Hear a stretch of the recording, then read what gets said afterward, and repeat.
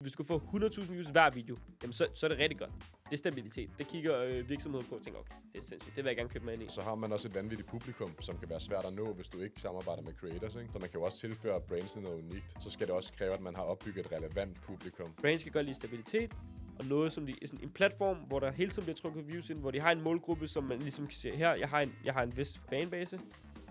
Vil I sælge noget til dem? Men hvad var den primære forskel? Hvordan kan det være, at jeres YouTube-kanal sådan ikke fik den store succes, men så når I startede en ny projekt, podcasten, at den lige pludselig gik stærkt? Branding var ekstremt meget mere stærk. Vi var 3 content creators i teamet. Det var et mere intimt team. Allersidste team, det var, at vi fik en Mikkel. Vores manager, men ikke også bare vores manager, han er også vores partner. Han er faktisk en del af bedøvende. Hvis man sidder derude som en relativt ny creator, og man begynder at få nogle beskeder fra både nogle bureauer, men virksomheder, der vil lave deals med en, men man ikke rigtig har noget erhvervserfaring selv. Er det så ikke godt at få den hjælp fra de bureauer? Hvad gør man så uden dem? Altså, jeg vil anbefale at fokusere 100% på contentet. Hvordan arbejder du med at sådan komme op med idéer? Men det kommer an på, hvad det er. Fordi hvis det er TikTok, så gør det på en vis måde, og hvis det er YouTube, så gør det på en anden måde. YouTube er meget mere omfattende. Regner I på økonomi på nogen måde i forhold til, hvor meget det kræver at lave YouTube kontra TikTok, og hvad det vil give jer som forretning? For I er jo også en forretning. TikTok er gratis.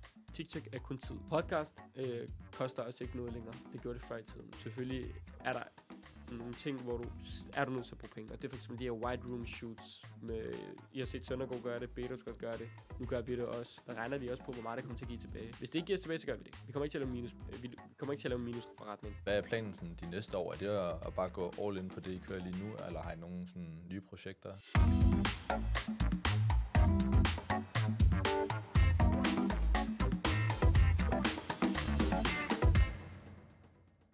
Velkommen til Content Klubben, podcasten, hvor vi snakker om content i et forretningsmæssigt perspektiv. Jeg sidder som altid med min medvært, Michaela Kur, og i dag har vi vores første gæst med, Ali Kassem. Velkommen til studiet. Tusind tak for det. Det er jo mig en ære at komme ind og være den første gæst. Er det ikke første gæst? Det er det i hvert fald, jo, det er det. Rigtig fedt, at I har været mig med, så jeg glæder mig virkelig til et fedt afsnit. Vi glæder os også til at lære lidt mere om dig, og også prøve at se, hvordan vi er som interviewer. Nej, det tager man bare med ro, jo. Jeg har også selv været interviewer, så det skal man skal bare være sig selv og stille spørgsmål stille og roligt, du ved, sådan finde hullerne og sådan noget, ikke? Det er faktisk meget svært at være interviewer nogle gange. Ja. Vi prøver i hvert fald vores bedste, men jeg tænker lige til at helt kort til at starte med, om du ikke lige kan fortælle seerne, hvem du er og hvad du laver. Yes. Mit navn det er Ali Kassem.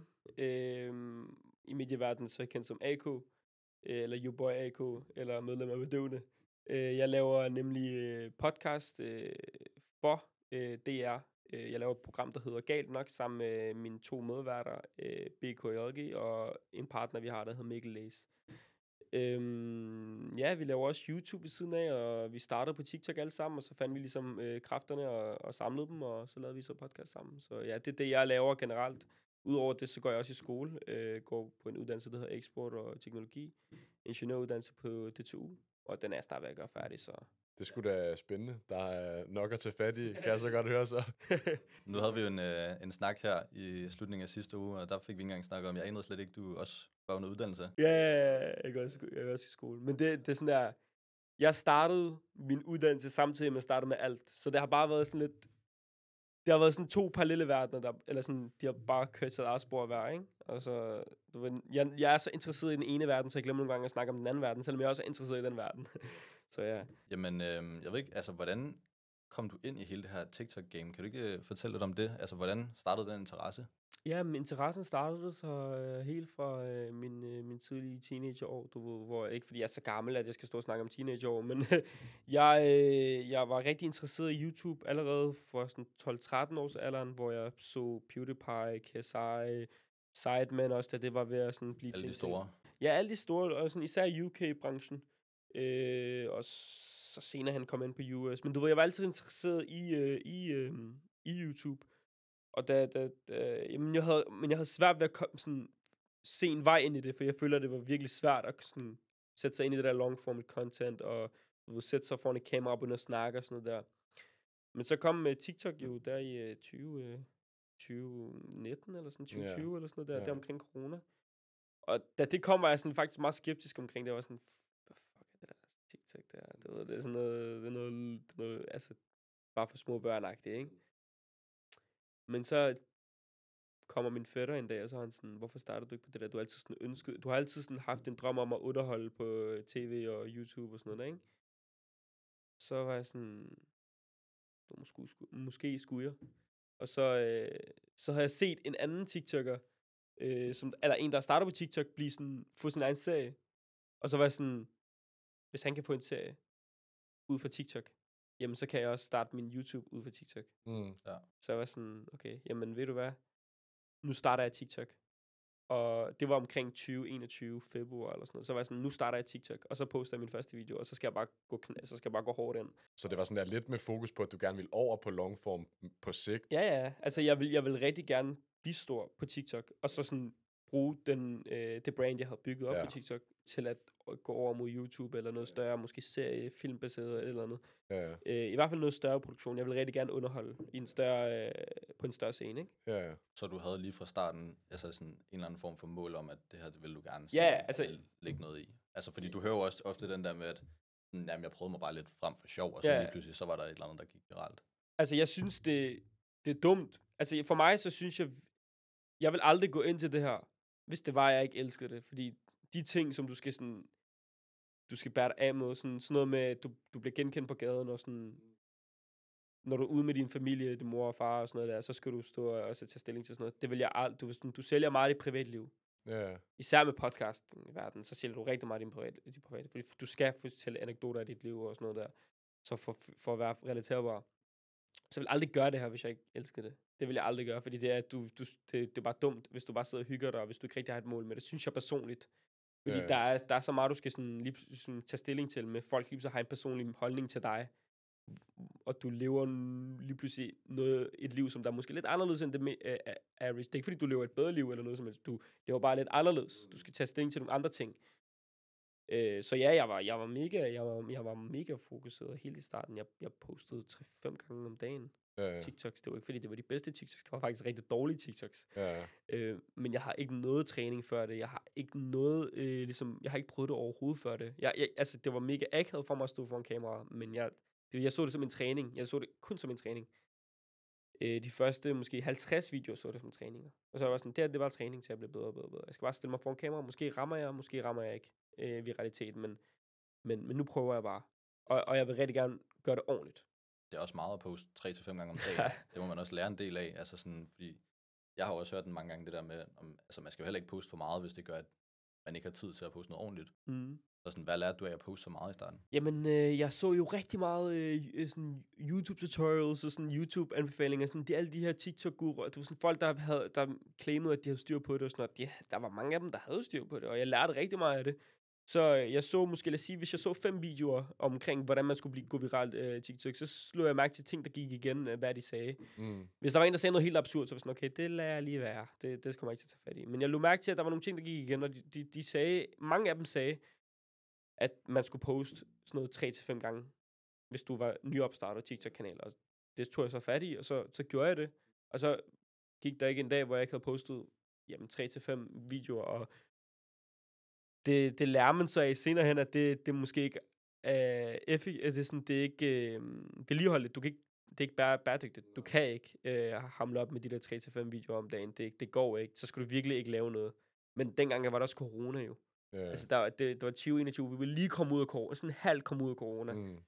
Så jeg havde masser af tid. Så jeg sad bare derhjemme, og jeg lavede ikke rigtig andet, udover at lave TikTok-videoer.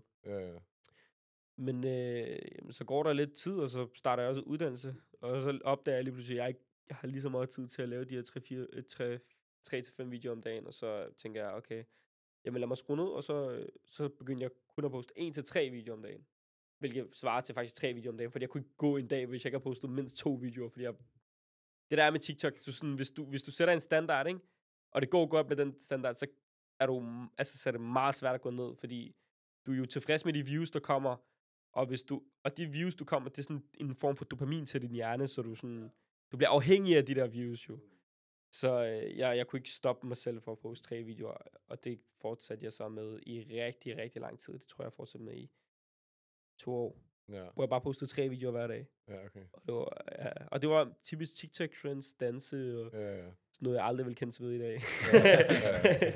Men Så skal man også elske det jo, altså hvis man poster så meget, ja. tænker jeg sådan. Men altså, hvornår du sagde de første 50 videoer, det var sådan lidt trial and error og bare læring. Ja. Hvornår begyndte du sådan der at få noget traction, hvor du tænkte, nu skal jeg bare blive ved, fordi nu kan jeg se, at det begynder at rykke? Jamen, jeg laver en TikTok-trend, som der hedder... den er, jeg ved ikke, om I kan huske det, men der var sådan en trend, der hed... der var sådan en Mbappe-challenge, hvor du skulle lave sådan en Mbappe-jubelscene.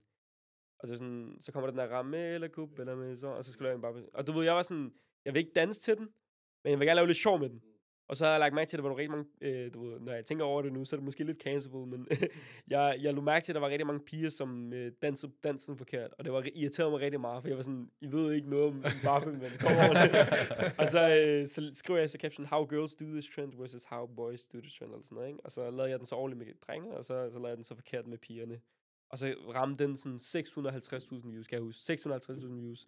Og så var jeg sådan, what the fuck? Og så stod jeg bare toppen af den der sound, og så var jeg sådan, fuck, det er fedt, det der. Ja. Altså, så ramte jeg, så tror jeg, det jeg fangede lidt ved det, var, at at man skulle være lidt kontroversiel. Man skulle prikke lidt til folk. Man måtte ikke være alt for likeable. Nej. Der var nogen, der skulle være ked af det. Ja, det må godt være lidt rage bait. Ja, der skulle være lidt troll i det. Ja. Comment bait. Ja, sådan comment bait, troll og sådan noget. Det er det, der gjorde, at jeg var sådan, okay, nu forstår jeg måske godt lidt, hvad det handler om, du ved. Og det var først, der er ærligt, det er første gang. Fordi før det havde det bare været sådan, så havde jeg fået 50.000 views, måske 100.000 views, men det har ikke været, det synes jeg ikke er viralitet. Nej. Det er sådan noget, hvis du får 100.000 views hver video, jamen så er det rigtig godt. Det er stabilitet. Det kigger virksomheder på og tænker, okay, det er sindssygt, det vil jeg gerne købe mig ind i. Ind hos. Men hvis du bare får 100.000 views en gang imellem, sådan hver sådan 20. video, det er jo ikke noget. Hvad kan du kan ikke rigtig bruge det til noget. Men, og det var sådan noget, der havde jeg solgt på sådan relaterbarhed, og sådan noget, som andre på min alder godt kunne relatere bare sådan. Jeg havde lavet en video med sådan Little Spare om morgenen, versus 7-Elevens et eller andet. Du ved. Så var sådan, det havde fået 100.000 views. Ja. Det fungerede fint nok. Men det var ikke 650.000 views, så jeg havde forstået det sådan, at hvis du gerne vil få mange views, så er du nødt til at træde en lille smule på folk. Sådan, ikke sådan være ond, men du vil bare troll lidt. Ja. Og det er så det, jeg så begyndte på nogle gange. Og så, og jeg lå mærke til, at hver gang jeg gjorde det, så fik jeg mange views. Ja. Og hver gang jeg ikke gjorde det, så var det bare average 10.000 views, måske 5.000 views, sådan noget der. Det var ikke så, Så det der, hvor det begyndte sådan hvor jeg begyndte at lære sådan en cheat code på, hvordan man gik viralt. Ja. Men det var så også en engelsk video, eller Ja. Ja, du har også fået mange internationale følgere sådan i den periode. Så. Ja, jeg lavede jo faktisk kun international content i en lang tid. Ja, okay. Jeg lavede kun, og det var nok også en af de største grunde til, at jeg ikke gik viralt. Ja. Fordi at jeg ville jo gerne være, jeg var sådan, i mit hoved så var sådan, jeg er ligeglad med at være kendt i Danmark. Jeg vil gerne være kendt hele verden. Jeg vil gerne opleve sådan at jeg bliver sat en eller anden serie i Frankrig eller et eller andet. Jeg forestiller mig et eller andet skørt scenarie. Men det var også derfor, det gik så langsomt, fordi det kan godt være, at der er mange flere mennesker, der ser der kan se dine videoer, men det kan godt være, at du får 1 million views med internationale følgere. Men de 1 million views, de er spredt ud i hele verden. Og virksomheder og generelt brands, når de kigger på sådan noget, så er de sådan, jamen jeg kan ikke bruge en, der har 10% hos Frankrig, 5% hos Sydafrika, 2% i Somalia, 30% i USA. Jeg kan ikke bruge det til noget. Fordi du har ikke en målgruppe, jeg kan købe mig ind hos. Nej. Og det giver ikke mening, og det forstår I også godt. Ja. Så du ved, det gav ikke mening for mig. Jeg var bare en lille dråbe i et stort hav. Ja. Og så havde jeg fået lidt dråber her og der og der. Du ved, det gav ikke mening for mig. Hvor der var en creator, der kom op til mig og sagde, hvorfor begynder du ikke at lave dansk content? Fordi det, du laver på engelsk, vil fungere rigtig godt på dansk. Var det også sketch og sådan noget, du lavede på engelsk? Nej, jeg lavede sketches, men det var med lyd på. Okay. Så jeg snakkede ikke. Der var en sound på. Okay, ja. Og det fungerede ikke rigtigt. Og jeg tog meget inspiration fra andre på det tidspunkt. Jeg prøvede ikke at være 100% original. Så du ved, det havde jeg ikke rigtig lært på det tidspunkt, at du ved, branding og det der med det personlige brand, det er mega vigtigt på TikTok, fordi det folk sådan der begynder at binge-watch. Hvis de sådan interesseret i en video, så ser de alle de videoer, hvis de virkelig synes, du er fed. Og det havde jeg ikke rigtig opfanget endnu. Så det var jeg ikke begyndt på endnu. Men så begynder jeg så at lave dansk content. Og så begynder jeg også så prøvede jeg mig, så var jeg ligesom på nyt, jeg følte lidt, jeg var på en ny bane på det tidspunkt. Det var lidt svært for mig, kan jeg huske i starten, for jeg var sådan, nu skal jeg bruge en helt ny strategi. Fordi det jeg var vant til, det var at ragebait. Men i Danmark, der er det meget intimt, og jeg føler, at hvis du ragebaiter, så bliver du lidt mere en joke, faktisk. Ja. Hvor der var mindre risiko for at blive en joke i udlandet, fordi det var sådan, den 1 million, der ser dig første gang, er nok ikke den 1 million, den næste 1 million, der ser dig næste gang. Det er nok helt andre mennesker. Så jeg vil ikke gøre mig selv til grin i det danske ved at ragebait hele tiden. Det er fucked up jo. Du ender bare med at blive et svin jo. I har set andre, jeg behøver ikke nævne navn, men der er en vis person, der har snakket meget om kvinder på derværende tidspunkt TikTok, som ragebaiter ekstremt meget. Og det er jo, altså, det er jo ikke fordi han mener de ting. Han vil bare gerne have views. Han er obsessed med views. Og så kommer man i et punkt, hvor man bare sælger sin egen sjæl på en eller anden måde for views. Jeg synes er lidt fucked up, og det vil jeg ikke være. Nej. Så jeg skulle finde et brand, der fungerede for mig, og også var interessant at lave, og hvor jeg ville have en vis effektivitet ved at lave videoer, som jeg også interesserede mig for. Og der kommer der sådan en trend på TikTok, hvor man laver sådan noget, hvor man trykker på kamera, og så er der sådan, der kommer sådan en 3 kamera, og så kan man trykke 0,5, og så zoomer den så helt ud, så ligner det sådan en point of view for dig selv. Ja. Og så begynder man at lave skits på den måde, uden at klippe i det. Og jeg var ikke så god til at redigere på det tidspunkt, så jeg tænkte, ved du hvad, lad mig lave det her. Det er one take skits, det er mega spændende. Og så tog jeg fat i min ven, Zaki, som også var lidt sådan interesseret i det. Og så spørger jeg ham så, om han var lyst til at lave videoer med mig, og så lavede vi videoer derfra. Så var det, som der har formet det content, som jeg laver nu. Sådan point of view skits. Ja. Og det er det, jeg laver sammen med drengene nu, ikke? Det er det, som der har i hvert fald gjort mig lidt sådan TikTok-kendt i hvert fald. Ja. Så det vil jeg sige, det er der, hvor det tog fart for mig. Kunne du så også se en udvikling i sådan de brains, altså at de begyndte at blive mere interesseret i dig, når du begyndte at blive sådan mere personlig? Ja, fordi så begyndte man så at vise sig selv, og du ved, et format, som gik igen. Og når du viser et format, der går igen, og som der også trækker views, jeg vil sige, det er bedre at få 30.000 views hver eneste video, frem for at få 10.000 views, måske 5 gange, og så 100.000 views ud af blå, når det kommer til brands og virksomheder. Personligt, det er op til dig. Det, hvad du synes er fedt, det er op til dig. Men når det kommer til brands kan godt lide stabilitet, og noget som sådan en platform, hvor der hele tiden bliver trykket views ind, hvor de har en målgruppe, som man kan sælge, som man ligesom kan sige, her, jeg har en vis fanbase, vil I sælge noget til dem? Vil I gerne reklamere noget til dem? Jamen, så har jeg en platform her, og jeg har en pris her. Det synes de er meget mere stabilt, og det er det, der fungerer, ikke? Jo. Og så, de lå mærke til, at jeg fik 30-50.000 views hver eneste videoer. Det er ikke, fordi det var det store, men det var ikke, fordi det var let.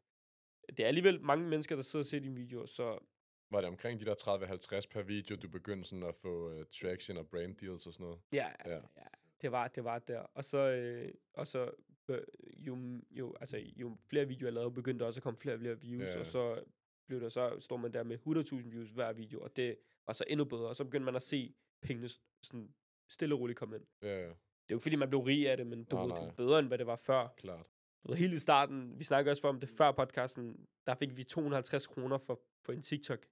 Hvor nu så kender jeg folk, der har fået 60-70.000, altså nej, sådan, måske ikke 50-70.000, måske 50-60.000 kroner for TikToks. Ja, det kender jeg også et par stykker af. Det er ret crazy. Jamen, det er fucking skørt, hvordan du kan få så mange views for 20-30 sekunders videoer, ikke? Men du har jo også så har man også et vanvittigt publikum, som kan være svært at nå, hvis du ikke samarbejder med creators, ikke? Det. Så man kan jo også tilføre brandsene noget unikt, men det er også der, hvor du siger, så skal det også kræve, at man har opbygget et relevant publikum, hvor det ikke bare er sådan 2% fra hele verden, ikke? Ja, men det er den mest attraktive publikum, du kan sådan finde. Eller du lægger mærke til, at folk gerne vil have det, er de der 18-24-årige, føler jeg. Eller sådan noget. Også bare generelt børn. Man vil gerne sælge alt muligt, men jeg føler, at det er let at sælge til børn. Føler jeg i hvert fald, det kan godt være, det er sådan anderledes for folk, men og når jeg mener sælge til børn, det er sådan underholde børn på den måde, det er det, jeg mener. Ikke noget fucked up, men jeg føler, at brandsene er meget interesseret i den der målgruppe 18-24-årige, fordi jeg føler, det er sådan den gruppe, som der også har penge, men også stadig er interesseret i sådan underholdning, og ja.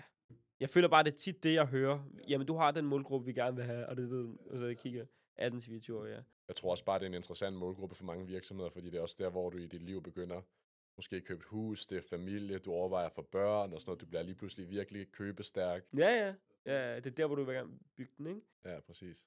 Men også, noget jeg også mærke til, det er sådan, de sælger tit også til børn, fordi at børn, de sådan, så går det op til deres forældre, som der er ekstremt købestærke. Ja. Og siger sådan, jeg vil gerne have det her. Især med legetøj og sådan noget der. Det er jo bare sådan, det er jo ikke barnet selv, der er sådan, jeg går over og køber det her. De siger jo til deres forældre, jeg vil gerne have det her. På den måde sælger de det på os. Men meget af det her, da du kom ind i det her, det gjorde du sådan lidt på egen hånd, men så på et tidspunkt begyndte du at lave meget sammen med BK og JG. Mm-hmm. Hvordan opstod det samarbejde? Jamen, jeg var meget interesseret i at danne mig en gruppe, hvor vi kunne lave YouTube sammen, eller noget større long format content sammen. Og jeg har altid set det som, at sammen er vi stærkere.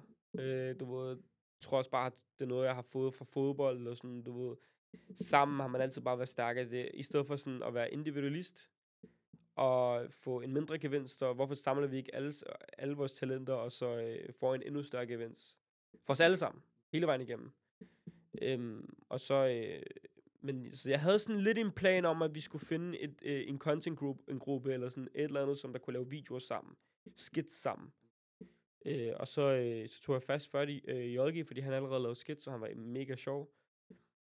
Og så, vent lige lidt, jeg skal lige bytte om på den. Nej, ja, det var BK først, faktisk. Det var BK først. Jeg tog først fat i BK. Og det var en introducering, jeg fik af en anden en, som jeg havde lært at kende gennem på sociale medier, og han har inviteret mig til en YouTube-video, og så møder jeg BK den dag, og så spørger jeg ham sådan, altså, kan du godt lide det, du laver? Altså, kan du virkelig lide det? Sådan, hvis du virkelig kan lide det, så gå all in på det. Og så fortæller han mig sådan meget passioneret måde, at han virkelig godt kan lide det, og han rigtig gerne vil noget af sådan den retning, ikke? Han kan se en fremtid. Ja, han kan se en fremtid i det, og så er jeg sådan, okay, jamen fint. Og så skriver jeg det sådan bag øret, og så er jeg sådan, okay, ham her, han kan potentielt godt være en, jeg gerne vil lave noget større med.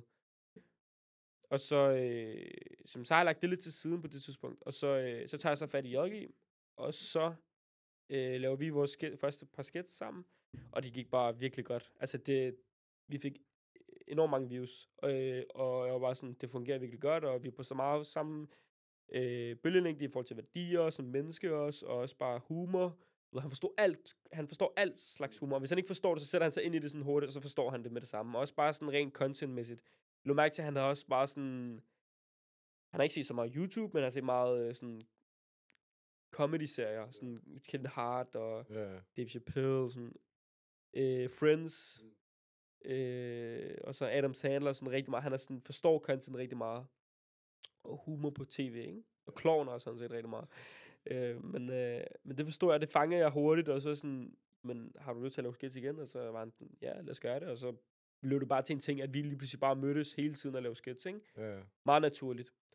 Og så en dag var jeg sådan, så lå jeg mærke til, hvor god BK har, sådan, jeg kan fortælle jer en ting. JG, den sjoveste på holdet. Aller sjoveste på holdet. BK, den bedste til branding. Han er fucking god til branding. Og det ligger så meget til højre. Branding og sådan promovering er han rigtig god til.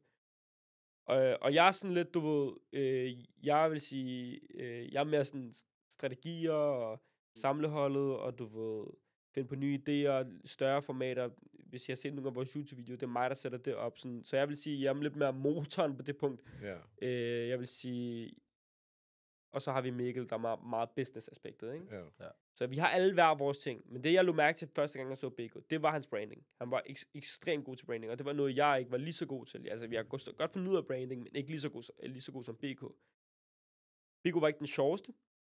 Han var heller ikke den mest hardworking, men han var den bedste til brand sig selv. Så du ved, jeg var sådan lidt, du ved, hvis vi fik ham med, og ham den sjove med, og så med mit sådan, arbejde, med min work rate, så tror jeg, at vi kommer til at vi kunne skabe noget rigtig, rigtig fedt. Mm. Og så spørger jeg dem sådan, spørger jeg først JG, om vi skal lave en YouTube-kanal. Og så laver vi så en YouTube-kanal. Og den YouTube-kanal klarer sig rigtig, rigtig dårligt. Eller den klarer sig ikke rigtig dårligt, men det var bare en meget slow burner. Og den nåede helt op sådan, den nåede aldrig sådan helt op. Den fik sådan på et tidspunkt sådan 10.000 views på YouTube, men det var ikke noget, jeg sådan følte, at jeg blev satisfied over. Var det bare noget, I styrede selv? Ja, det var noget, jeg styrede selv. Jeg lærte at redigere, Photoshop, jeg lærte at instruere, jeg lærte at manuskript skrive, jeg lærte at producere, jeg lærte rigtig, rigtig meget i den rejse. Jeg lærte alt Fordi noget jeg går op i, det er, at hvis du virkelig gerne vil være en leder i et projekt, så er du nødt til at kende hver eneste del af operationen. Hvis du ikke forstår en del, og der en dag er et problem i den ene del, hvem skal så redde dig? Du kan ikke spørge jeg vil føle, det var lidt pinligt, hvis jeg spurgte en anden om hjælp. Det er bare mig selv. Så derfor så er det vigtigt for mig at lave forarbejdet, og så sidde og lære, okay, hvordan er det fungerer? Du behøver ikke at lære at blive ekspert, men bare de basale principper i det felt. Fordi så kan du en dag, i det mindste, hvis der er brug for det, så kan du i det mindste prøve at hjælpe. Ja, så forstår du hele maskineriet. Ja. Du er nødt til at forstå hele, operationen, så du kan blive en ordentlig operation manager, du kan stå alt. Så ja, altså jeg går meget op i, at hvis du leder, så er du nødt til at forstå alt. Og det var noget, jeg forstod rigtig, rigtig hurtigt, fordi at der opstod rigtig mange problemer. Du ved sådan, jeg lå mærke til, at hvis jeg ikke kan finde ud af grafisk designer, så er jeg nødt til at gå ud og købe, eller sådan ansætte en grafisk designer. Der var jeg sådan, okay, men hvor svært er det? Så satte jeg mig ned, og så fandt jeg en cracket Photoshop, og så prøvede jeg at lære det. Og det var ikke godt i starten, men jeg lærte det, og nu laver jeg Photoshop for os alle. Du ved, alle vores videoer, alt hvad vi laver, for andre også. Editing. Hvis der var en dag, hvor Addy, vores editor, en af de bedste venner, også ham, der har været meget sådan bag kamera og under linjerne, sådan, der har, altså sådan, nok meget kunsten kommer fra ham. Ja. Hvis han en dag var syg, jamen, hvem skulle så lave de videoer? Vi har en deadline. Jamen, så tænker jeg, ved du hvad, jamen så vil jeg mig sætte mig ned og lære, hvor svært kan det være. Hvis han kan, så kan jeg også. Og det var sådan den tilgang, jeg havde til alt, og det er den tilgang, jeg stadig har. Fordi, jeg tror bare sådan, der har aldrig været noget, hvor jeg sådan, hvis jeg bare satte mig og prøvede at lære det, så har det været for svært. Der har altid været, man kan altid godt lære det, og det ved I også godt selv, fordi der er meget, altså, I er jo selv 100% selv lært det. Der har ikke været en uddannelse med det. Har der været det? Nej. Jamen det. Den der verden er mega meget med at være selvlært. Du behøver ikke en uddannelse. Lige den her, føler jeg. Der behøver du ikke en uddannelse. Der er mange andre, hvor du behøver en uddannelse. Så er du nødt til at have en uddannelse, for at de overhovedet bare kigger på dig. Ja. Men lige med den her, der behøver du ikke. Og der var jeg sådan, det så jeg sådan som en fordel, fordi så betyder det, at jeg kan bruge YouTube, og sådan bare se alt på YouTube. Hver ting, jeg har brug for hjælp med, YouTube. Ja. Men jeg vil i hvert fald for at vende tilbage til den der YouTube-kanal. Den der YouTube-kanal, det kan godt være, at den ikke var succesfuld på sådan med views og hvad den gav mig tilbage. Men jeg lærte rigtig, rigtig meget i forhold til producering af videoer og bare sådan generel branding. Og det tog jeg videre til næste projekt, hvor jeg så inviterer BK ind i det. Og der er det faktisk mig og BK, som der sammen finder på projekt om at lave podcast, fordi at hans tidligere podcast var stoppet. Og der inviterer vi så JG ind, og der tager vi alle de redskaber, vi har lært derfra, over mod det nye projekt, og starter på en fresh. Og derfra, der går det bare ekstremt stærkt, fordi at der med nogle få aftaler, verbale aftaler, med nogle lokale i området, så fik vi et lokale, hvor vi kunne filme med nogle mikrofoner, og med en rødkaster ligesom her. Og nogle kameramænd som Addy og min lille fætter på, jeg tror han var 15 eller på det tidspunkt. Jeg lærte ham også bare at filme og det hele. En ting I skal vide, alle i vores produktion er selvlærte. Ja. Det kan være en eller anden, jeg har trækket ind, som han har ikke vidst noget omkring sådan kameraarbejde. Han har vi også bare trænet. Du ved, nogle af dem, der editor for os, de kunne finde ud af det lidt. Dem har vi også bare trænet til at gøre de dygtige, professionelle medarbejdere eller sådan kollegaer, ikke? Ja. Men hvad var den primære forskel? Hvordan kan det være, at jeres YouTube-kanal sådan ikke fik den store succes, men så når I startede en ny projekt, podcasten, at den lige pludselig gik stærkt? Stabilitet. Og at branding var ekstremt meget mere stærk og simpel på den her tidspunkt. Det var bedøvende podcast. Meget simpelt. Hvad handler det om? Jamen, vi er bedøvende. Vi snakker om, hvad vi har lyst til at snakke om. Vi er ikke bange for at gå ud og vise vores ansigter frem. Det var meget stabilt. Det var meget lige til. Vi var 3 content creators i teamet. Det var et mere intimt team. Det var... før var vi sådan 5, 6, 7 styks. Her var det 4 til 5. Og det var meget mere stabil i form af, at vi møder... vi mødes 2 gange om måneden. Filmer 2 afsnit. Laver TikTok-videoer og skits til det. Udover dem, vi også selv laver til vores egen kanal. Alle omkring operationen arbejdede. Det var ikke kun mig og Adi, og lidt JG også. Det var alle i operationen, der arbejdede, og det gjorde, at vi fik en meget mere stabil proces. Og det var en vogn, der blev trukket af alle heste, ikke kun én hest. Og det var det, der fungerede. Og så aller sidste ting, det var, at vi fik en Mikkel, plejer jeg at sige. Vi fik en Mikkel, og det var Mikkel Læs. Han er vores manager, men ikke også bare vores manager, han er også vores partner. Han er faktisk en del af bedøvende. Han har 25% af det. Og han kom ind og tog lidt af den byrde, som jeg havde været vant til at tage og have. Og det var sådan noget med at finde datoer, brand deals, du ved, mere det der business aspekt og lidt af sådan operationen. Ja. Han tog også lidt af operationen, og det hjalp mig også med at blive mere kreativ, fordi jeg er rigtig, jeg er nok, mange idéerne kommer fra mig i forhold til YouTube og TikTok, hvor podcastdelen, så er det for eksempel JG, der kommer meget med sådan podcast-emner og sådan noget der. Men det gjorde, at jeg fik lov til at være mere kreativ, og så kunne han fokusere på det, han godt kunne lide at lave, og det var business, og det er hans verden. Ja. Og det var nok det allerbedste, fordi så fik vi en fjerde mand, som ikke var foran kamera, men var lige så meget en del af det som os. Og hvis han ikke arbejdede, jamen så fik ingen af os penge.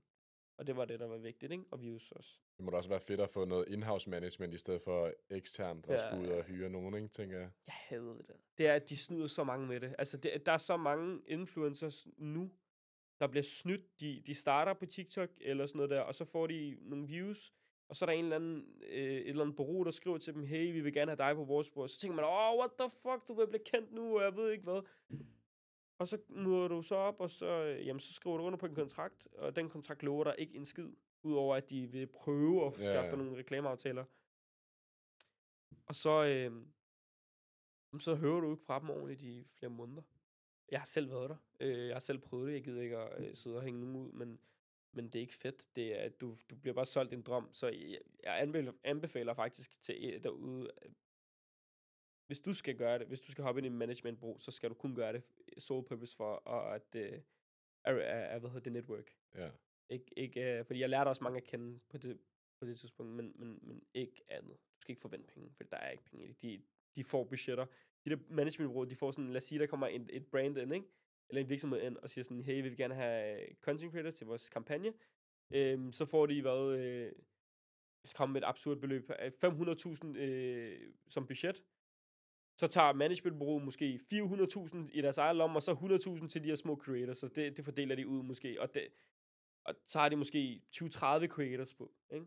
Så er der noget produktion, der skal betales for, og så er der også, så ender man med sådan noget 1.000-5.000 kroner max i sin lomme. Max. Og det er jo intet i den her verden. Du kan ikke leve af det jo. Og så skal du også tænke på, de her beløber kommer først. De kommer nok hver 3. måned, eller hver 5. måned. Kan du leve af det? Det kan du ikke. Det kan du ikke. Så det er jo bare snyd. Det er jo bare snyd, fordi de tager jo bare alle pengene ind hos dem, og de laver ikke så meget ud over bare at skrive en besked, hey, kan du lave video til den her kampagne? Det er briefet. Og det er ikke engang dem, der laver briefet. Det er dem, der har lavet kampagnen. Ja, virksomheden. Ja.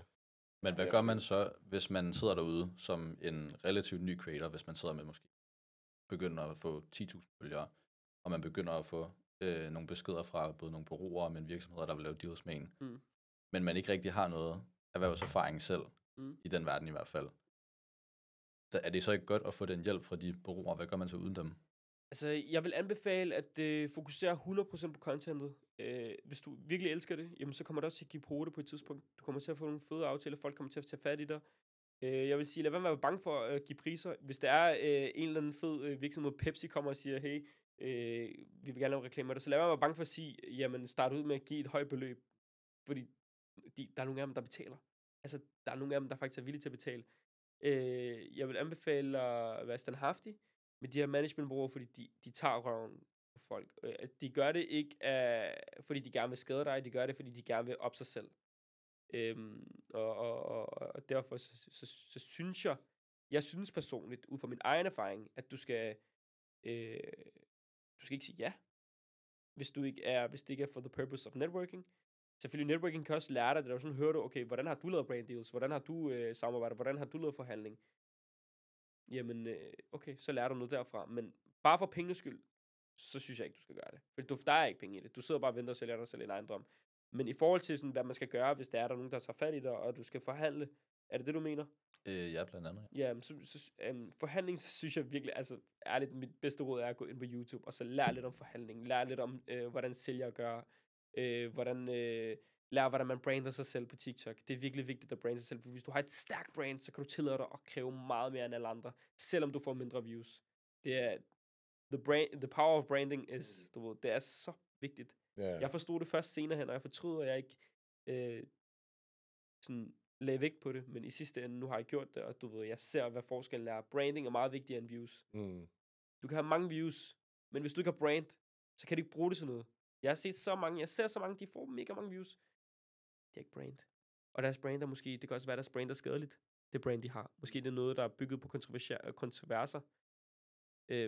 Og det kan brand slet ikke, det vil ikke associeres med. Det kan være, at du slet ikke har brand, og det kan de heller ikke bruge, til noget. Men hvis du har et brand, så er det faktisk, så skal du bare have sådan okay views. Så kan du lukke aftaler meget hurtigt. Og måden, du lukker aftaler på, det synes jeg ærligt, måden jeg lærte det på, var, at jeg satte mig faktisk med en sælger. En, der sælger brand deals, og så sad jeg og læste hans e-mails, uden han kiggede. Han kiggede væk, og så sad jeg og læste hans e-mails. Det var nok ikke det var ikke god stil, men jeg var meget desperat på et tidspunkt. Men så læste jeg hans mails, og så lå mærke til, sådan, så fangede jeg de key points, han brugte til at sælge aftaler, eller købe, sådan, få lukket aftaler. Og det brugte jeg så til at implementere min egen. Jeg nåede så ikke at bruge de her elementer så meget, fordi jeg så fik en manager, som der så tog fat i det. Men jeg vil anbefale at se YouTube. YouTube kan lære alt. Har du oplevet nogen sådan forskel på, når brands er kommet til dig, og du er gået til brands, i forhold til, hvor meget du kunne tage for det? Jeg har, altså, når brands kommer til mig, så kan man tage mere. Ja. Fordi så er det dem, der ligesom spørger, og det er dem, der har brug for hjælp. Ja, og de ved allerede, at dit publikum vil de gerne have fat i. Ja, lige præcis. Men jeg har faktisk opdaget, at du faktisk godt kan tage...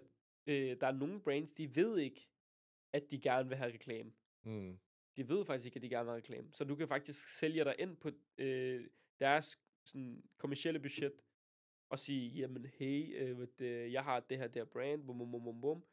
Hvis I har brug for reklame, sådan tilbyde det lidt, sådan lave en sådan smid fiskestang, du var sådan i havet, og så prøv lige, og hvis du bliver afvist, så bliver du afvist, men der er nogle gange, hvor du lige pludselig kan trække en 10.000 kroner eller om, bare fordi at der er et større brand, der er sådan, jamen ved du hvad, lad os bare prøve det af. Bare lige ved at gøre opmærksom på sig selv. For dem så ser de det ligesom, det er lidt ligesom en odds for dem, fordi det er sådan, de ligger en odds på, at det måske kommer til at give dem tilbage. Hvis du sidder der som ny creator og begynder at få en masse i indbakken omkring, om du skal lave samarbejde med den og den virksomhed, skal man så ikke også passe på med bare at sige ja til alt? Det er 100% rigtigt. Det er mega fedt at få penge. Det er mega fedt at lave reklameaftale, hvor du får en fed BG-honorar, og jeg ved ikke hvad. Men det kan skade dit brand i form af, at hvis du lægger for mange reklamer på din konto, eller på din TikTok-profil, og der bare sidder så hver tredje video, eller hver anden video er en reklame, jamen så begynder du lige pludselig at... Jamen så tilsidesætter du lidt dit brand for andres brand. Og så er der mere af andres brand på din profil, frem for dit eget brand. Og det er jo fordi dem, der gerne vil se dig, din fanbase, dem, der kommer og trykker på din TikTok, eller din YouTube, eller hvad end er du, hvilken som helst platform, jamen, de trykker på din profil for at se dit originale content, det, der har gjort dig til dig. Hvorfor er det brands, de tager fat i dig? Jamen, de vil gerne have lidt af dig. Så sælger de sig ind der, sætter deres brand ved siden af dig. Hvis din video begynder at blive fyldt med alle mulige forskellige brands, jamen, så er der ikke mere af dit eget brand tilbage. Og det er der, hvor du begynder at tabe. Og så ser du dig selv i en periode, får rigtig mange penge, men så efter den periode, hvad gør du så der? Fordi der har du gået en lang periode uden dit eget brand. Mister man ligesom den autoritet, man har over sine følgere, ikke? Præcis, ja. Du ved, der var en, han plejer at anmelde rigtig meget. Han plejer at anmelde jeg ved ikke, om man kan sige det her, men man kan altid korte det ud for, men han plejer at anmelde rigtig meget, og han var rigtig autentisk i starten, men han begyndte at lave rigtig mange reklamer senere hen, og det gjorde folk stoppede lidt med at se ham. Yeah. Og det gjorde hans brand lige pludselig faldt ned, fordi så var sådan, okay, men hvorfor skal jeg se hans video? Fordi han anmelder jo bare biased. Det er jo det, han nu ved man ikke, om det er ægte mere. Præcis. Ja. Og det er jo ærgerligt, fordi så er hans brain fucked op, fordi før var han sådan set som ham her den kritiske anmelder. Og det sker rigtig mange steder i udlandet også, du ved sådan, hvor mange anmeldere, de bliver, deres brand, det går ned, eller det bliver ødelagt, fordi at de lige pludselig begynder at lave for mange reklamer. Ja. Og det ender så med, at deres kritiske tilgang bliver lige pludselig questionable, fordi at, får du penge for at sige det her, eller siger du det faktisk, fordi du gerne vil anbefale noget godt til os? Jamen, nu har vi snakket rigtig meget om det her forretningsperspektiv, men lad os dykke lidt mere ned i den kreative del. Hvordan arbejder du med at sådan komme op med idéer? Nu synes jeg selv, altså dit content er mega underholdende, men hvordan kommer du op på en videoidé? Har du sådan en eller anden proces, du går igennem? Men det kommer an på, hvad det er, fordi hvis det er TikTok, så gør jeg det på en vis måde, og hvis det er YouTube, så gør jeg det på en anden måde. Så lad os tage den ene, TikTok. TikTok'en er meget naturligt. Det kommer meget af sådan, okay. En ting, jeg er blevet god til, det er på spottet, hvis du skal have en idé, så kan jeg godt finde på en idé. Og det er jeg sikker på, at jeg også kan. Hvis der er en, der spørger mig, hvad skal vi lave TikTok-idé? Jamen, så kan jeg sagtens finde på et eller andet at lave. Du ved, en eller anden form for idé, der ligger i baghovedet. Men mange af mine idéer kommer af noget, jeg oplever til dagligt, eller noget, der kommer måske, hvis jeg er i badet, eller jeg skal til at sove, eller du ved, meget, når jeg bare sidder stille. Du ved, jeg har tit bare sådan momenter, hvor jeg lige sætter mig ned og tænker, okay, kan man komme på nogle idéer lige nu? Og så plejer, hvis jeg sådan, mobilen er væk, og musikken er slukket, og der er helt stillhed, så plejer jeg at kunne komme på rigtig gode idéer, sådan noget, som jeg måske aldrig har tænkt på før. Og det er de unikke idéer, det er dem, jeg prøver at finde, det er det, jeg prøver at ramme, de der jackpot-idéer, ikke? Ja. Og så rører de måske lige ned i noterne til næste gang. Ja, så skriver jeg det i noterne. Du skal altid skrive dine idéer ned i noterne. Aldrig være doven. Jeg har fanget mig selv ved at sige, okay, skriv det efter. Skriv det ned. Du glemmer det. Og så er der jeg har prøvet mange gange, hvor jeg sådan, jeg huskede, jeg havde en idé, men jeg kan ikke huske, hvad idéen var. Ja. Det er så irriterende, det der. Ja. Så lærte jeg bare senere, jamen, nu skriver jeg bare min idé. Hvis jeg har en idé, så skriver jeg det ned nu, fordi jeg lå mærke til, at idéer lige pludselig begyndt at blive en currency for mig, fordi hvis jeg, jo flere idéer jeg havde, jo mere rig var jeg i mit eget hoved, jo mere succesfuld var jeg oppe i mit eget hoved, fordi det var ligesom min kreativitet var en belønning for mig selv, ikke? Fordi du bliver belønnet på TikTok for at være kreativ, for at være unik. Så hvorfor ikke lægge fokus på det, frem for at lave noget, alle andre laver.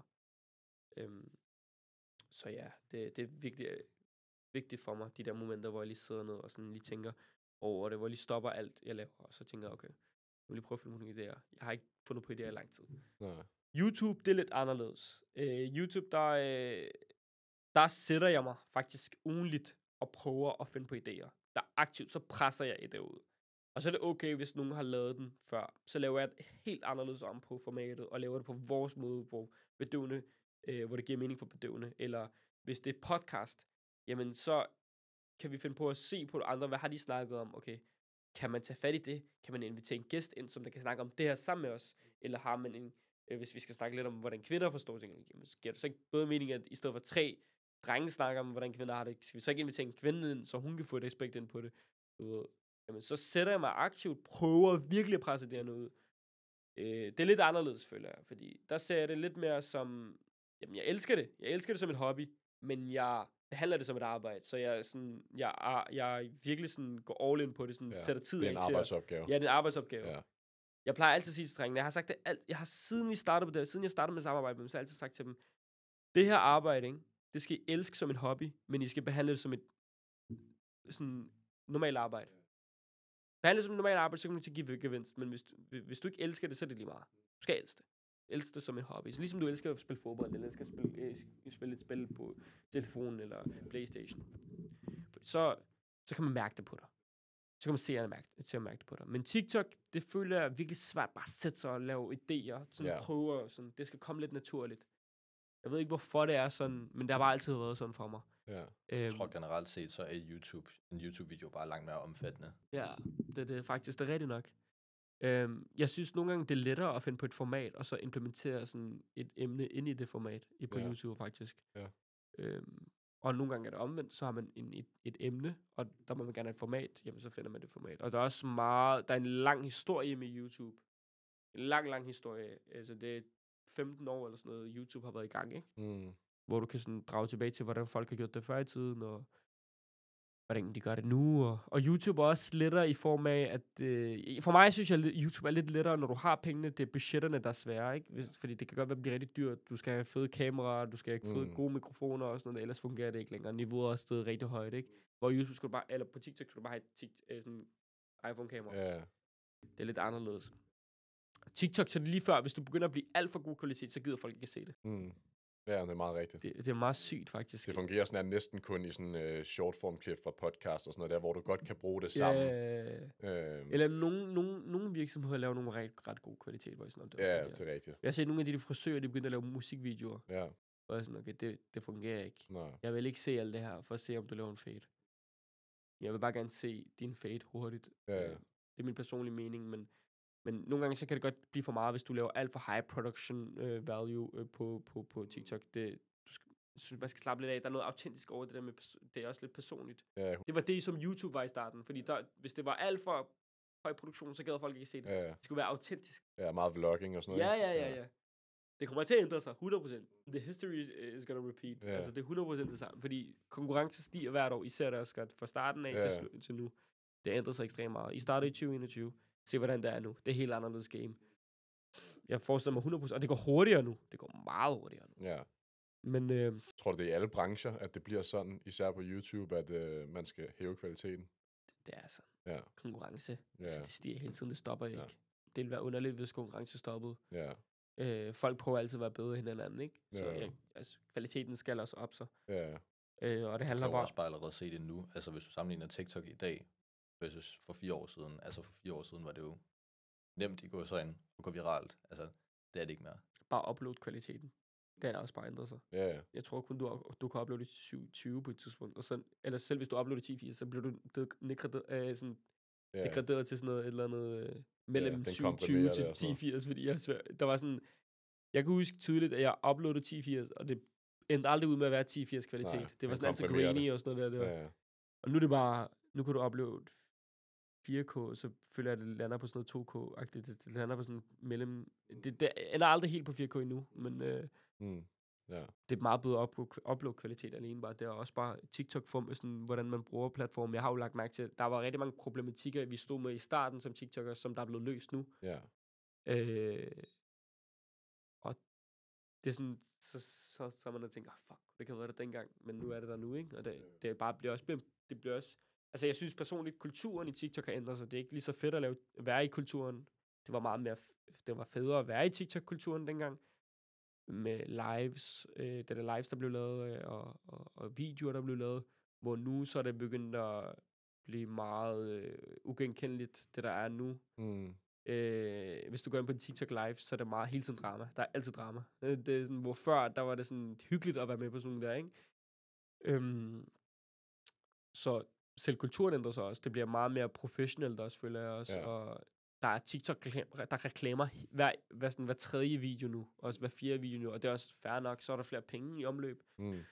Men før i tiden var det meget mere personligt. Men når du så brainstormer, tænker du så meget over, hvad er relaterbart sådan for dig selv? Altså, hvad synes du er mega fedt?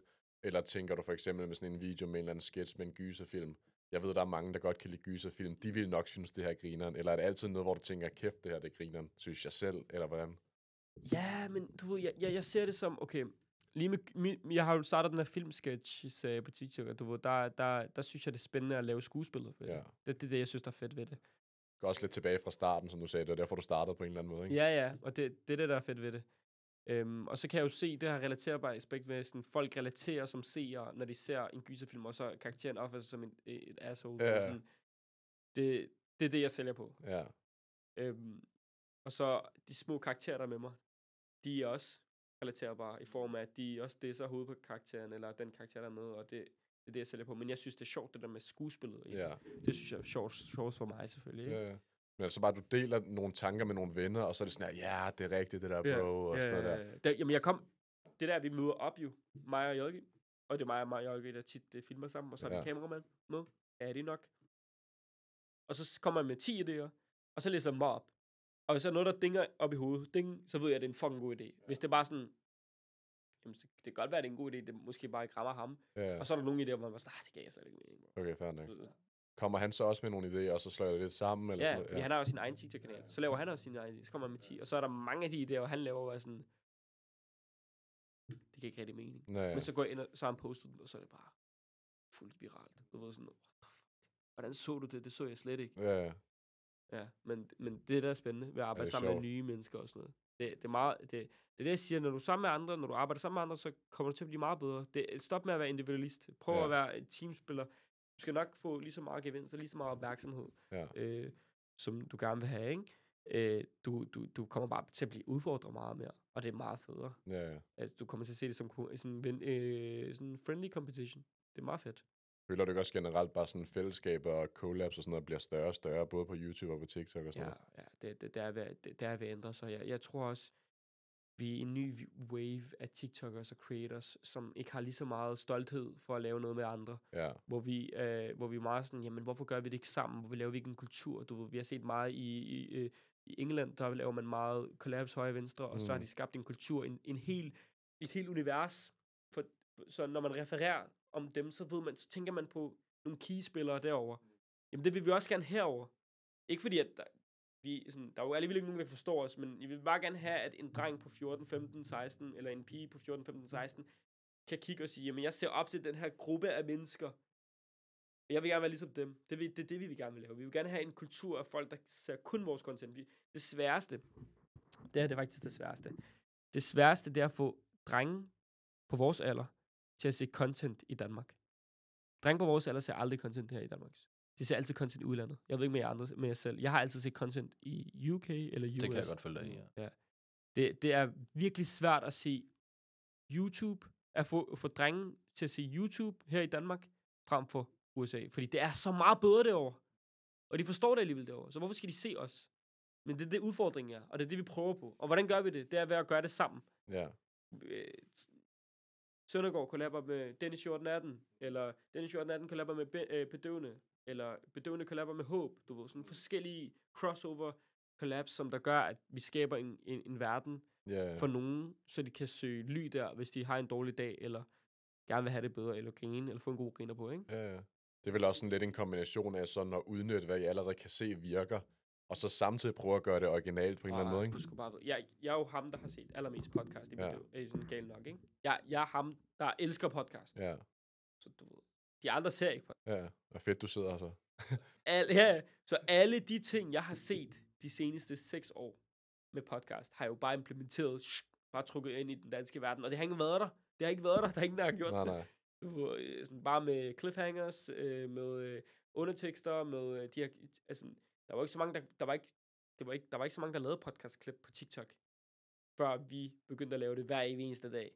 Nu er der kommet mange, der gør det, og det er ikke fordi, vi siger, at vi også er opfundet. Vi siger bare, at vi bragte noget, som der allerede var finjusteret i et andet land. Eller, men det var prøvet i hvert fald. Det var allerede prøvet. Og der har vi trukket her til Danmark, og det har fungeret, fordi alt i USA, hvis det er allerede prøvet i USA, og det fungerer i USA, så fungerer det også i Danmark. Det er næsten altid. Det er bare et spørgsmål om tid. Det er næsten altid. Jamen det kommer, Danmark er altid 2-3 år bagud, synes jeg. Ja. Det er sådan noget der. Så hvis du gerne vil blive stor i Danmark, så lige før du bare skal tage fat i en eller anden i USA og se hvad han laver, og så bare gøre det til at bringe det her til Danmark. Og sådan føler jeg, det er på flere medier, altså både YouTube med longform og TikTok. Det er præcis. Det er helt vildt. Også bare sådan, sikkert også med brands og sådan der, med virksomheder også. Det eneste, som jeg synes har været svært, som jeg lægger mærke til, er lettere i udlandet, det er muligheder, fordi vi er sådan et lille land, men også i forhold til, at der er ikke lige så store deals, reklameaftaler, så du kan ikke få så mange penge ind til at lave produktioner, som der er større. Ansæt en kameramand, der kan finde ud af det, som du gerne vil have det. Med kamera, som der fungerer, som du gerne vil have det. Og også sådan, vi har ikke så mange, altså vi har sådan en håndfuld interessante, fede byer, man kan tage til og lave noget content i. Hvor i USA, der har du Hollywood, New York, måske ikke Chicago, men Miami. Du har så mange fede byer, du kan lave noget i, eller UK, der har du sådan, bare London alene er kæmpe stort, der kan lave rigtig mange fede ting.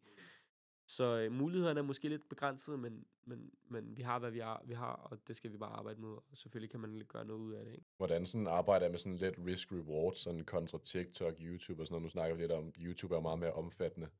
Altså regner I på økonomi på nogen måde i forhold til, hvor meget det kræver at lave YouTube kontra TikTok, og hvad det vil give jer som forretning, for I er jo også en forretning. TikTok er gratis. Ja. TikTok er kun tid.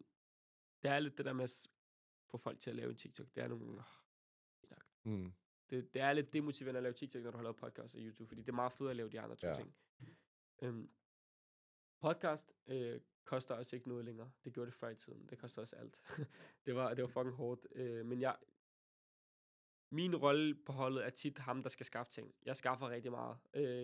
Jeg skaffer rigtig meget gratis. Jeg er rigtig god til at lave aftaler med folk, og sådan fede aftaler, hvor det også gavner dem, så vidt som det gavner os. Så må vi låne jeres studie for noget reklame, eller sådan bum. Det har altid fungeret for os. Jeg har altid været rigtig god til at skaffe ting gratis, så jeg ikke rigtig skulle bruge penge på det. Og det samme gør jeg også på YouTube. Selvfølgelig er der nogle ting, hvor du er nødt til at bruge penge. Og det er for eksempel de her white room shoots. I har set Søndergaard gøre det, Beto skal gøre det. Nu gør vi det også. Det er virkelig dyrt at lave det her. Det koster også rigtig mange penge at lave det her. Det er op at ramme 20.000 kroner per shoot. Men der regner vi også på, hvor meget det kommer til at give tilbage. Ja. Giver det også tilbage? Jamen, så gør vi det. Hvis det ikke giver os tilbage, så gør vi det ikke. Vi kommer ikke til at lave minusforretning. Jo, måske, hvis vi kan se en lang fremtid i det. Det kan vi se med det her. Heldigvis har vi ikke mistet mere end 1.000-2.000 kroner på det. Og vi har faktisk følt, at det giver os tilbage i forhold til brandmæssigt, så det falder altid tilbage. Yeah. Men hvis det er helt absurd med, hvor du sidder minus 20.000, og du kan ikke få dem tilbage hjem, så kommer vi ikke til at gøre det. Altså, så dumme er vi heller ikke. Man skal heller ikke stikke sig selv i ryggen, og du ved, fuck sig selv op. Du har også noget, du gerne vil bygge op i lang tid. Så ja. Men tit sådan med kameramænd og, sådan, og med editors og sådan, så vi vil gerne lave et længere samarbejde, i stedet for bare at lave et samarbejde, hvor vi bare køber betaler en for en video. Så ender det altid med at blive så meget dyrere jo. Og det er sådan, det giver ikke mening for os. Så derfor så laver vi har vores eget team, og de får en fast løn, og det er ligesom det, vi ligesom kører på, ikke? Jo. Men det tænker jeg også bare det her med, at lave en investering på en YouTube-video, der går i 0. Det gav meget bedre mening for 5-10 år siden, fordi der var subscribers også meget mere værd, end de er i dag. Fordi dengang, der var YouTube også baseret på subscribers. Yeah. Nu der er det meget mere, altså, har du lavet en god video, så skal den, så får den mange views. Har du lavet en dårlig video, selvom du har 100.000 subscribers, så får den ikke nogen views. Jamen, det handler meget om, hvordan dit forhold er med algoritmen. Ikke? Hvis du har et godt forhold med algoritmen, jamen, så har du fucking godt udgangspunkt, ikke? Det handler så ikke så meget om subscribers længere, men jeg tror også bare, fordi folk har forstået det lidt mere, det handler faktisk ikke. Subscribers trækker ikke flere views, de trækker bare de samme views ind.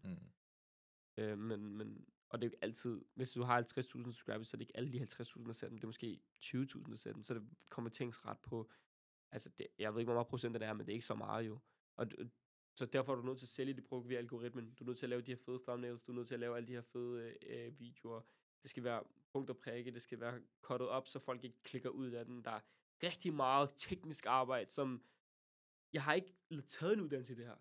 Jeg har bare lært det ved at prøve mig frem. Og lægge mærke til sådan, jeg så vitterligt en video på 3 timer engang på et hook, fordi der handlede om, hvordan man blev en god YouTuber, fra start til slut.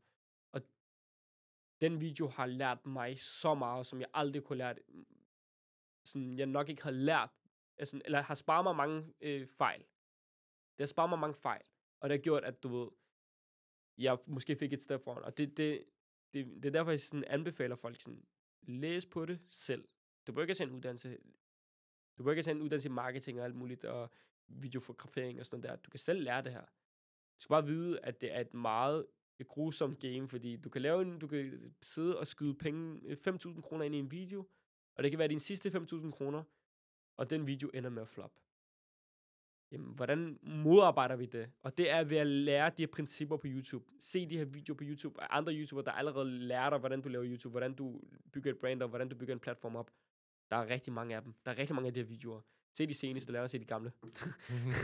Men okay, YouTube, altså for eksempel, lige med YouTube, så handler det om at komme ud og lave et shoot. Spare så mange penge på det shoot, men stadig få en god kvalitet ud af det. Stadig få et high production team, og høj kvalitet video ud af det her shoot, du har haft. men samtidig får fortalt den historie, du gerne vil fortælle, ikke? Via den her video. Ja. Jamen, så har du videoen. Nu skal du til editing-processen, som er nok den sværeste del, fordi 80% af videoen er editing. Det synes jeg personligt, fordi du kan virkelig gøre en dårlig video til en rigtig god video, hvis du har god editing på plads. Så der, du skal stille dig så spørgsmål. Nu har jeg brugt 5.000 kroner på produktionen, selv on-shoot produktionen. Nu skal jeg bruge post-shoot produktionen, altså editing. Nu skal jeg bruge yderligere 5.000 kroner. Jeg kan enten vælge at bruge 1.000 kroner på en editor, der ikke er lige så god, der ikke kan levere præcis det, jeg gerne vil have, eller så kan jeg vælge at bruge 5.000 kroner på den her editor, som gør det præcis, som jeg gerne vil have det, men jeg er ikke sikker på, om jeg får de her penge tilbage igen. Der er mange dilemmaer, man skal sidde, som man skal stå foran, fordi man er sådan, hvor mange penge har jeg? Hvilke valg skal jeg tage? Der er A, B, C. C er måske dårligt for mig long term. B er godt for mig kort. Men der er en cliffhanger senere hen. Og så har vi A, som er bare, det er bare min egen satisfaction, eller det passer bedre long form, sådan langtids, hvad hedder ordet, hvad er det sikkert? Long term. Ja, long term. Det passer meget bedre long term. Så er der mange dilemmaer, man skal stå for, i stedet med YouTube, hvor TikTok, det er meget, der er mindre risk. Ja. YouTube, der er meget mere risk, fordi du giver meget mere ud af dig selv, meget mere ud af din tid, og det er ikke sikkert, at de her penge kommer tilbage igen. Ja, og det kan være endda, altså sådan, worst case scenario, det kan være, at din video bliver demonetized, fordi den måske, du siger fuck, eller du siger nogle bandeord, som gør, at YouTube ikke ser den som monetizable, ja. Ja. Men jeg synes bare, der er meget mere risk over YouTube, men så kan du også få en rigtig high reward, hvis du gør det godt, ikke? Det giver mening. Hvordan spiller de forskellige medier sammen for jer? Altså nu har I jo sådan hovedsageligt hver jeres brand på TikTok, og så har I sådan et lidt mere fælles brand med jeres podcast og YouTube.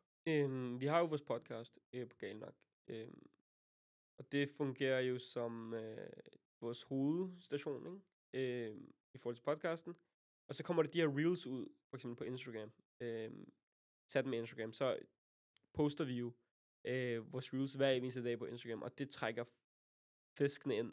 Så vi spreder vores content ud via Instagram eller TikTok, og så satser vi på, at der er en konverteringsret på måske bare 1%, og den 1%, det er dem, der kommer ind til vores podcast og lytter til vores podcast. Det bliver vores lyttere. Og hvis vi kan konvertere de lyttere i 1% til faste lyttere, jamen så har vi vundet på det punkt. Så du ved, lad os sige, at det har været, jamen lad os sige, det er 100, den 1%, det var 100 mennesker, der kom ind og så vores podcast. Hvis bare 20% af dem, det er 20 mennesker, der ser vores podcast, det er faste lyttere, de bliver faste lyttere, jamen så har vi vundet på det punkt. Så det er den måde, vi gør det på. Så clips fungerer som en fiskestang, og så har vi så, så har vi ligesom, vores podcast, det er den spand, vi lægger fisken i. Og det er der, hvor de bliver. Og det er der, vi gerne vil have dem, ikke? Så ja, vi bruger Instagram som vores marketing, eller vores promo, og podcasten, det er vores kød, det er det, man kan spise, ikke? Og hvad så med YouTube? Hvordan kommer det ind i billedet? YouTube gør vi faktisk på den samme måde. Det er faktisk det samme element, men når vi har en profil, og man skal poste 7 podcast-klip, men også skal promovere en YouTube-kanal, jamen så er man nødt til at lave lidt om på det, så siger man så, okay, jamen, så misser vi mandagen, og så misser vi torsdagen, så poster vi et podcast-klip der, og så poster vi YouTube-klip der. På den måde, så kan vi også trække nogle folk ind der. Det kommer altid til at gå stærkere på podcasten, fordi vi har flere clips op der, end vi har med YouTube. Men vi prøver at gøre det så, at YouTube også selvfølgelig kan få en stor gevinst, fordi vi bruger også mange penge på det. Vi har også vi har klipkanaler. Altså på YouTube? Eller på YouTube også, faktisk. Vi har klipkanaler. Jeg har ansat en klipkanal til mig selv. For eksempel en, der editor, laver clips ud af det, vores long format content. Nå, på den måde. Long form content, som der laver clips ud af det, og smider det ud. Og det er jo det er gratis promo for os. Eller ikke gratis promo, men det er jo betalt promo, men det hjælper os, fordi det er naturligt. Det er naturligt. Der er en, der laver han bruger dit produkt til at lave et nyt produkt, og så udgiver det. Og det produkt reklamerer for dit oprindelige produkt, og det er jo fucking godt for dig jo. Det er det, alle de store streamers gør. Ja. Søndergaard gør også det, og Kaiser Nat og Speed. De laver alt det der. Det er Andrew Tate, der har introduceret den. Faktisk. Det er fucking sygt. Det er fucking sygt, at det er ham, der skal introducere den promoplan, ikke? Han er en helt anden samtale for sig. Ja, skør.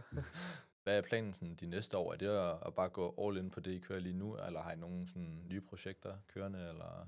Ja, altså vi vil jo rigtig gerne fordoble vores lyttertal og seertal på podcasten. Hvad vi har lyttet til, det må jeg desværre ikke sige, men det vil vi gerne ligesom fortsætte og fordoble, og vi vil gerne have mange flere, der ser vores podcast og lytter til det. Udover det vil vi rigtig gerne have, at YouTuben bliver en stabil platform, hvor der kommer god content ud, så det er ligesom en kanal, du kan trykke på og se en masse forskellige content, ligesom hvis du trykker på en tv-kanal, ikke? Så vi vil gerne have fyldt vores YouTube-kanal godt op og få en masse subscribers på det. Og selvfølgelig få en stor seerbase, som der tuner ind hver eneste uge for at se nyt content og bare bygge det portfolio op, ikke? Så man kan binge-watch alt, når der kommer nye ind og sådan noget.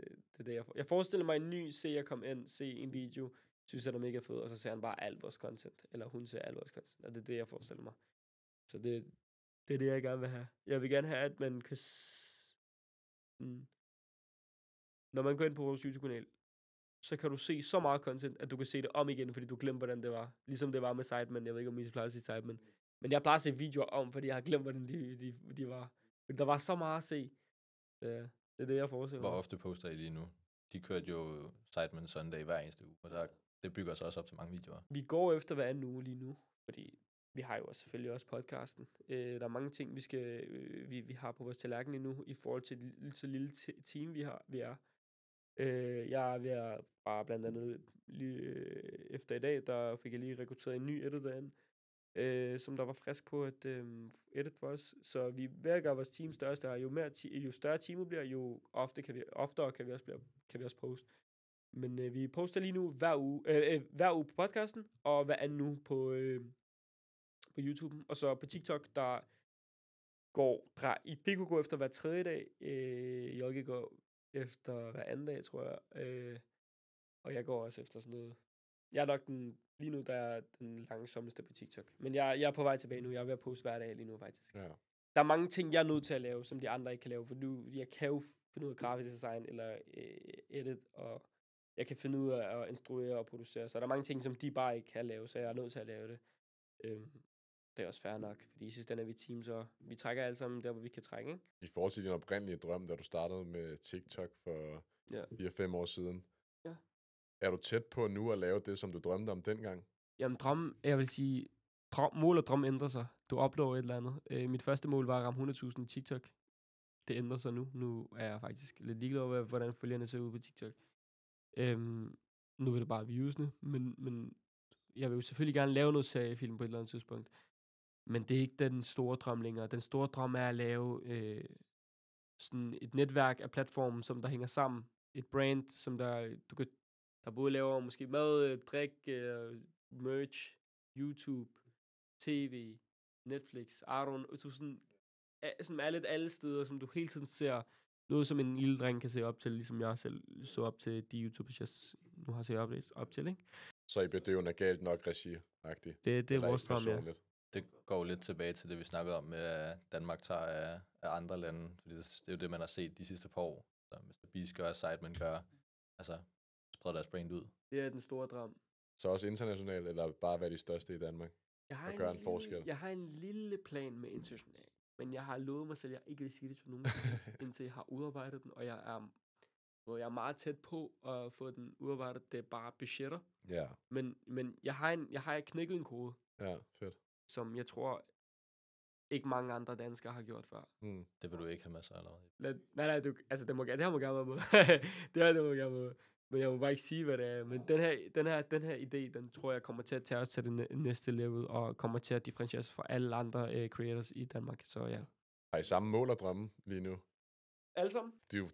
Du virker meget drevet af det. Altså, har I samme mål og drømme, jeg tror? Drengene vil hellere være skuespiller. Okay, fair. Men de synes også, det er mega fedt. Altså, lad os sige, skuespiller heroppe, så er det her lige nu. Okay, fair nok. Mig er det lige omvendt, ikke?